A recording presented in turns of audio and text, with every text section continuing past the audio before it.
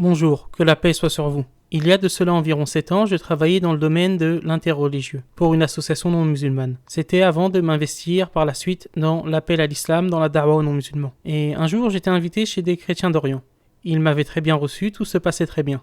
Avant de prendre congé de mes hôtes, je leur demandais s'il était possible de prier chez eux.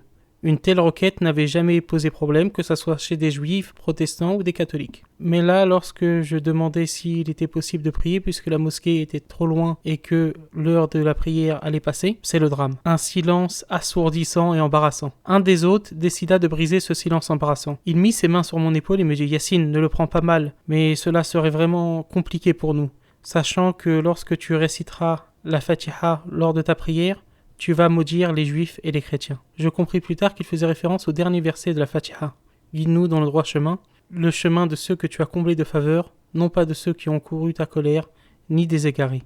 La première partie désignant selon les exégèses les juifs et la seconde les chrétiens.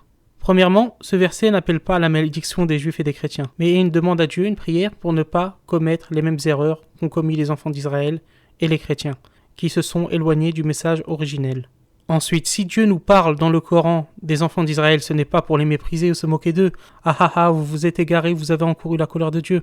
Mais pour ne pas commettre les mêmes erreurs, afin d'en tirer un enseignement. Pareillement, lorsque le Coran nous parle des égarements doctrinaux des chrétiens, ce n'est pas pour les mépriser ou dire ah ah, vous êtes des égarés, mais pour apprendre de leurs erreurs et en tirer un enseignement. Ensuite, lorsque le Coran parle des juifs et des chrétiens, en disant les juifs et les chrétiens, le Coran ne parle pas forcément de tous les juifs et de tous les chrétiens. Tout comme dans l'évangile selon Jean, au chapitre 5, verset 18, lorsqu'il est dit « À cause de cela, les juifs cherchaient encore plus à le faire mourir ». On voit clairement que même si Jean dit « les juifs », il ne parle pas de tous les juifs. Il faut, avant de critiquer un texte, connaître le genre du texte et faire preuve de bon sens. Ensuite, si une personne décide de dire que le Coran est violent à cause de ce verset, que c'est inacceptable, etc., cette personne doit avoir la cohérence au moins d'avoir le même jugement sur les textes du judaïsme et du christianisme. Concernant les textes du judaïsme, c'est l'Ancien Testament et le Talmud. Pour les textes du christianisme, ce sera en partie l'Ancien Testament, mais surtout le Nouveau Testament.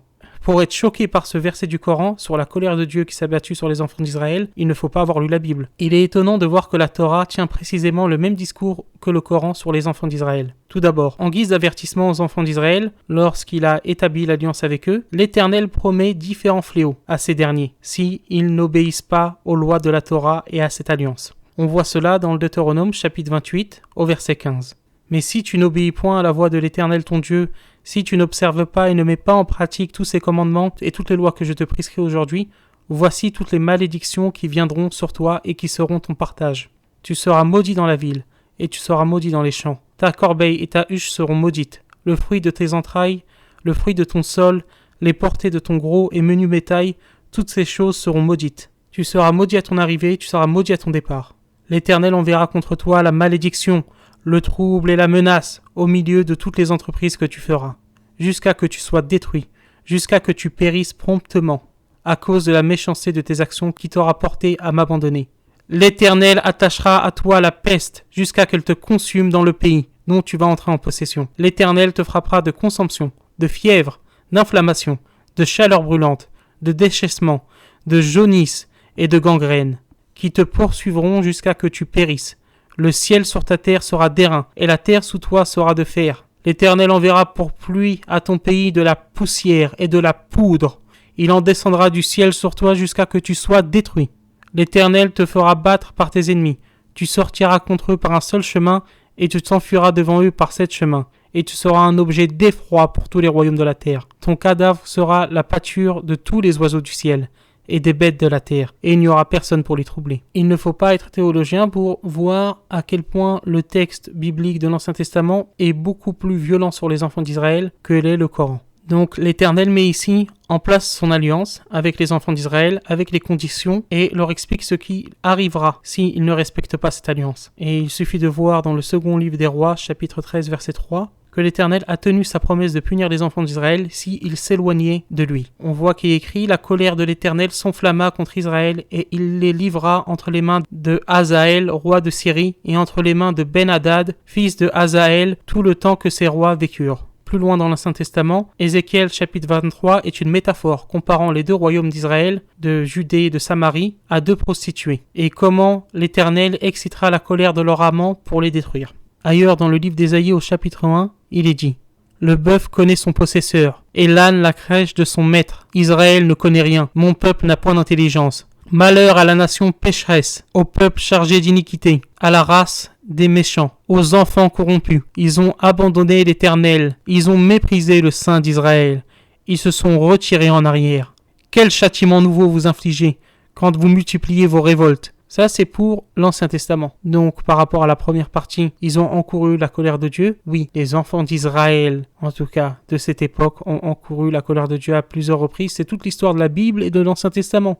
C'est dans les textes du judaïsme. Voyons ce que dit maintenant le Nouveau Testament sur les enfants d'Israël. Voyons ce que dit l'apôtre Paul. On peut le voir dans le premier épître aux Thessaloniciens, au chapitre 2 et verset 15. Ce sont ces Juifs qui ont fait mourir le Seigneur Jésus et les prophètes, qui nous ont persécutés, qui ne plaisent point à Dieu et qui sont ennemis de tous les hommes, nous empêchant de parler aux païens pour qu'ils soient sauvés, en sorte qu'ils ne cessent de mettre le comble à leurs péchés. Donc la question que je pose à ce stade, pourquoi critiquer le Coran sur des choses qui sont également présentes à la fois dans l'Ancien et dans le Nouveau Testament? De l'autre côté, les textes du judaïsme, notamment le Talmud, considèrent que ceux qui suivent le christianisme sont égarés et sont idolâtres. Ces textes considèrent que le Christ est un imposteur. Voyons ce que dit Rav Shaya sur la personne de Jésus et la version du Talmud sur l'histoire du prophète Jésus, que la paix soit sur lui. Alors, les chrétiens, c'est différent. Les chrétiens, ce sont une religion idolâtre.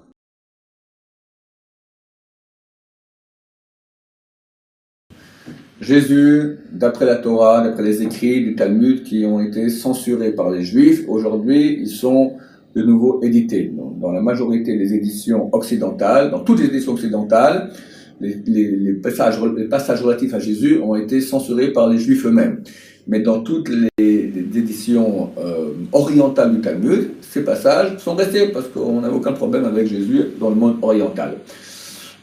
Jésus, s'appelait Yeshua, était un Talmid Chacham, un érudit de Torah, qui est un élève de Rabbi Shua ben Prachia.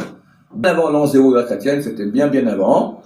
Et un beau jour, ils sont allés dans une auberge, et tout le Rav avec tous ses élèves, et l'aubergiste au féminin s'est très bien occupé d'eux. Alors le Rav, Rabbi Shua ben Prachia, il a dit, elle est super bien cette aubergiste, regardez comme elle s'occupe bien de nous. Jésus a dit au Rav, ouais mais le Rav il a vu, elle a les yeux, comment on dit qu'elle est bien, elle a les yeux un peu tordus comme ça. Et moi je te parle maintenant de son physique. Mécréant, tu regardes les femmes, je te parle maintenant qu'elle s'occupe bien de nous, elle est bien au niveau spirituel, pas au niveau de son physique. Je veux pas le voir, dégage. Dégage, ok, il a dégagé. Il est revenu s'excuser auprès du Rav, le Rav l'a de nouveau renvoyé, comme ça plusieurs fois. Un jour, le Rav a dit, ok, la prochaine fois qu'il revient, je l'accepte. Il revient, à ce moment, le Rav, Rabbi Shua ben Prachia, est en train de dire Shema Israël. Shema Israël, il peut pas parler. Jésus vient, s'excuse encore, et il lui répond pas. Jésus s'est dit, si c'est comme ça, j'en ai rien à faire, j'ouvre ma propre secte. Et il a ouvert une secte, et il a incité les Juifs à pratiquer l'idolâtrie. L'Agmar, dans Sanhedrin, page 107, il dit qu'il a pris une brique, et il l'a érigée, et s'est prosterné devant elle, lui a dit, tu es mon Dieu. Voilà. Donc, d'après les sources juives, Jésus incite le peuple juif à pratiquer l'idolâtrie, et pour cela il a été exécuté comme les idolâtres par lapidation. Voilà, ni crucifié ni rien du tout, il a été lapidé la veille de Pessah, comme c'est écrit dans le Sanhedrin, page 44 dans la version non censurée. Le Talmud dit d'autres choses sur Jésus, que la paix soit sur lui, et sur sa mère, que je ne répéterai pas ici, car ce sont des choses blasphématoires, et qui nous blessent, nous, en tant que musulmans. Donc, je ne comprends pas tous ces chrétiens qui vont pleurer toutes les larmes de leur corps par rapport à la Fatiha, à la sourate de l'ouverture dans le Coran, mais qui vont être aveugles sur les textes de l'Ancien, du Nouveau Testament et ceux du Talmud. Me concernant, ma prière à Dieu depuis que j'ai 16 ans, et mon père, qui n'est plus de ce monde, que Dieu lui fasse miséricorde, en est témoin, à chaque fois que nous finissions la prière de l'Aïcha, prière du soir, je passais au moins 10 minutes à faire des doigts et à prier pour la conversion des Juifs et des chrétiens. Et si je fais cette prière, et je la fais encore depuis mes 16 ans jusqu'à aujourd'hui, c'est par amour pour les Juifs et les chrétiens, afin qu'ils soient sauvés, afin qu'ils soient dans la vérité, vérité qui ne se trouve que dans l'islam. Merci encore pour votre attention, que Dieu vous bénisse et que Dieu vous garde.